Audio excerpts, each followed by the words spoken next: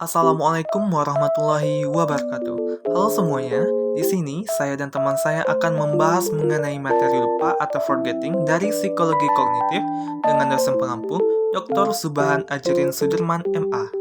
Kami dari kelompok 6 dengan beranggotaan Friska Putri Lutfiana dengan NIM 2215040047, Viva Wahyuni dengan NIM 2215040065, dan M. Wahyu Ramadan dengan NIM 2215040074. Kami di sini membahas mengenai teori-teori lupa, meningkatkan kinerja memori, pengukuran memori. 1. Teori kemunduran atau The Chai Theory merupakan salah satu pandangan awam yang menyatakan bahwa sejalan dengan berlalunya waktu, sejak ingatan akan mengalami penurunan sampai akhirnya lenyap selamanya. Namun, teori ini sepertinya tidak dapat memberikan penjelasan mengenai hilangnya memori jangka panjang. Dalam kenyataannya, seseorang dapat melupakan peristiwa yang terjadi kemarin, namun masih mengingat peristiwa yang terjadi bertahun-tahun lalu. Jika informasi telah tersimpan dalam memori jangka panjang, maka lupa yang terjadi bukanlah karena telah lama tidak digunakan, namun karena terganggu atau bercampur tangan dengan informasi lainnya. 2. Teori interferensi atau interference theory. Menurut teori ini, lupa bukanlah disebabkan oleh informasi telah tersimpan terlalu lama, namun karena terganggu oleh informasi lainnya. Misalnya, karena informasi tersebut mirip dengan informasi yang akan diingat. Interference ini terdiri dari proaktif interference dan reaktif interference. Proaktif interference adalah terganggunya ingatan karena adanya informasi lama yang menghambat untuk mengingat informasi baru. Sedangkan reaktif interference adalah sulitnya mengingat informasi lama karena masuknya informasi baru. Interferensi seperti ini terjadi pada memori jangka pendek dan jangka panjang. Namun, pada umumnya, interferensi terjadi apabila kita harus mengingat kembali fakta-fakta terisolasi seperti nama, alamat, dan hal lainnya yang mirip dengan hal-hal ini. 3. Kelupaan berdasarkan ketiadaan petunjuk mengingat atau cue-dependent forgetting. Cue-dependent forgetting ini merupakan salah satu jenis penurunan ingatan yang paling umum terjadi. William Wagner dalam tahun 1986 yang mencatat detail-detail yang terjadi di dalam hidupnya, seperti halnya Marigold Linton, menemukan bahwa setelah melewati 1 tahun, ia melupakan 20% detail, dan setelah 5 tahun, ia melupakan 60% detail tersebut.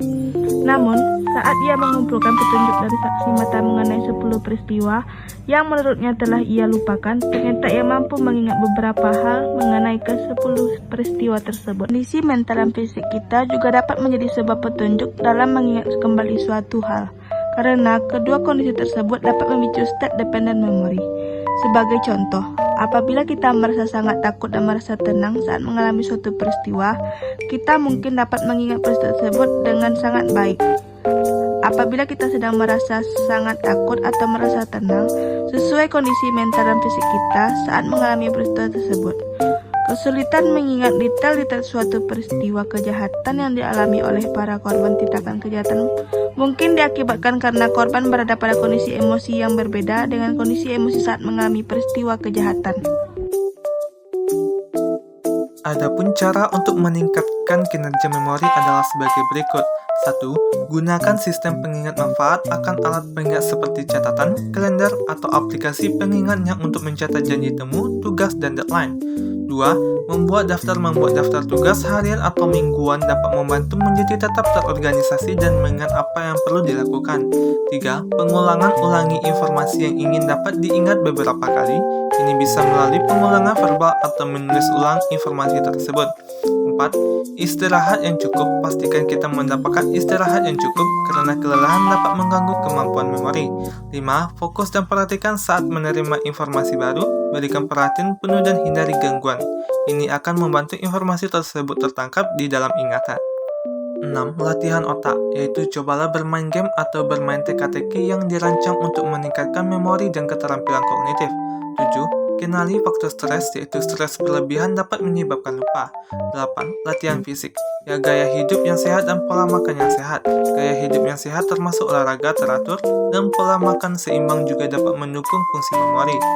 9. Tambahan waktu belajar, yaitu upaya untuk menyediakan lebih banyak waktu untuk belajar atau waktu untuk melakukan kegiatan belajar lebih sering disebut dengan atau waktu belajar tambahan. Misalnya, dari yang belajarnya sekali sehari menjadi 2 kali sehari. A. Memori sensoris. Memori sensoris merupakan kemampuan untuk menyimpan isyarat sensoris di daerah sensoris otak untuk jangka waktu yang sangat singkat setelah pengalaman sensoris yang sebenarnya. Isyarat ini tetap tersedia selama beberapa ratus milidetik untuk dianalisis dan diteliti sehingga dapat digunakan untuk pengolahan informasi selanjutnya yang menentukan apakah informasi akan diproses atau dilupakan. Tujuan dari memori sensoris ini adalah untuk menyimpan informasi di sekitar walaupun hanya untuk waktu yang singkat untuk diproses lebih lanjut. B. Memori jangka pendek. Memori jangka pendek merupakan ingatan tentang fakta, kata, bilangan, huruf, atau informasi kecil lainnya yang bertahan selama beberapa detik sampai 1 menit atau lebih pada suatu waktu. Contoh penggunaan memori jangka pendek adalah ketika seseorang ingin mengingat nomor telepon dalam jangka waktu yang singkat dari buku telepon. C. Memori jangka panjang. Memori jangka panjang merupakan ingatan yang disimpan di otak dan dapat diingat kembali di masa yang akan datang. Ingatan ini dibagi menjadi 2 jenis, yaitu ingatan sekunder dan ingatan tersier. Ingatan sekunder disimpan dalam jejak ingatan yang lemah sampai sedang sehingga mudah dilupakan dan kadang sulit untuk diingat kembali. Sedangkan ingatan tersier merupakan suatu ingatan yang sangat melekat di dalam pikiran sehingga dapat bertahan seumur hidup dan merupakan jenis ingatan yang memungkinkan informasi dapat tersedia dalam sekejap.